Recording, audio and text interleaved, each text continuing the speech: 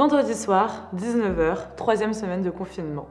Vous voulez vous concocter un apéro innovant, mais vous n'êtes pas professionnel. Et si vous invitiez un barman dans votre cuisine? Impossible? En 2020, Bacardi nous prouve le contraire. Via WhatsApp, il est désormais possible de contacter un numéro vert et de partager l'intérieur de son frigo avec un bartender. Celui-ci se fera alors un plaisir de vous aider à concocter votre cocktail idéal. Le client bénéficie alors d'une relation privilégiée et d'un service personnalisé depuis sa cuisine, chose impensable auparavant. Cette année a été pour tous une année singulière, perturbante et parfois compliquée. Les magasins étaient fermés, les individus confinés.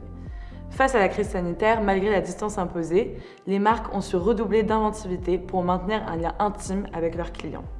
L'intimité sans contact, c'est une des tendances fortes de cette année. En effet, les marques ne se sont jamais autant immiscées dans notre chez-nous que pendant le confinement. Et ce chez-soi ouvre rarement ses portes à l'inconnu. Et pourtant, ce fut le pari fou de nombreuses marques et enseignes, comme les Galeries Lafayette, avec le lancement du live shopping en mai dernier. Ce service propose de se connecter en direct avec un personal shopper. On navigue donc dans le magasin grâce à sa caméra depuis son canapé.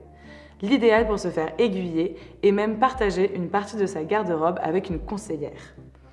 Après un mois de mise en place, c'est plus de 1000 lives qui ont été réalisés et un panier moyen multiplié par 10 par rapport au e-commerce. Ce succès témoigne d'un besoin de contact privilégié de la part des clients. Et leurs attentes ne se limitent pas qu'à ça. Les marques l'ont bien compris en questionnant leur rôle tout au long de l'année. De simples lieux de vente à de réels acteurs du quotidien, d'un discours essentiellement commercial à un discours humain, ou comment cette relation est devenue intime. Plus surprenant encore, une routine hebdomadaire, voire quotidienne, a vu le jour pendant le confinement, les lives virtuels.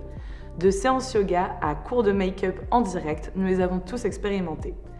L'un d'entre eux nous a particulièrement accompagnés. Avec un pic de 2,7 millions d'auditeurs, l'émission Tous en cuisine avec Cyril Lignac fut pour beaucoup de Français un rendez-vous quotidien à ne pas manquer. Chaque soir, à 18h40, l'équipe de la Kitchen Factory Production proposait un immense cours de cuisine en live avec l'un des chefs les plus renommés de Paris, Cyril Lignac. Les invités dévoilaient alors l'intérieur de leur cuisine, leur visage, mais également leur niveau, parfois relativement faible. Cette mise à nu a permis la création d'un réel lien malgré la distance. Plus que de suivre des cours de cuisine, c'était l'idée d'être ensemble et proches qui surplombait. La crise sanitaire a donc bousculé les codes de la relation marque-client.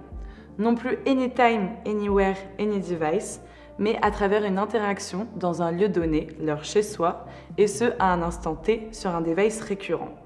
Ce qui est sûr, ce rendez-vous a été intégré dans la routine des consommateurs.